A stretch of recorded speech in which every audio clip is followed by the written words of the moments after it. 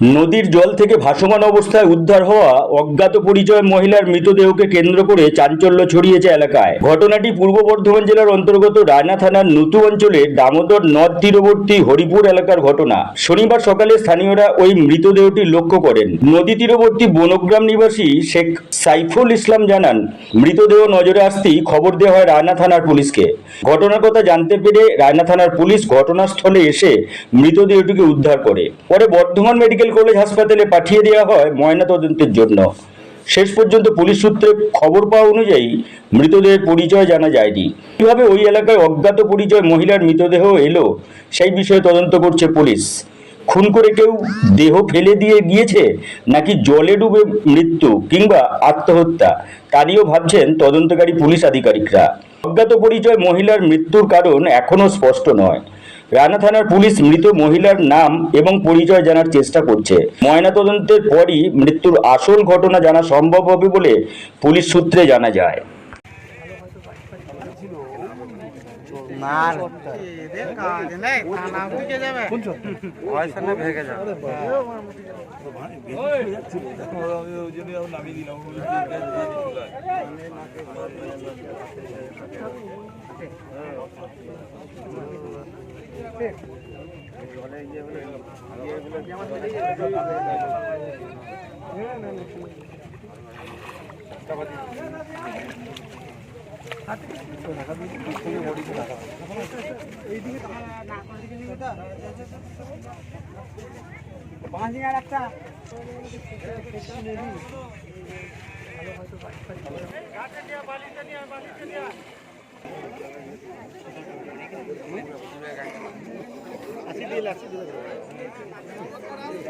Acid দিয়েছিলাম মনে হচ্ছে মুখে।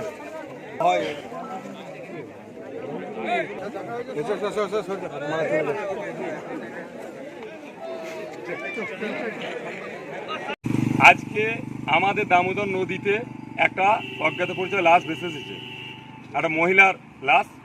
তো আমরা সকালে এখানে জানতে পারার সঙ্গে সঙ্গে রায়না থানার পুলিশকে আমরা খবর দিই এবং সেখান থেকে পুলিশ আসে।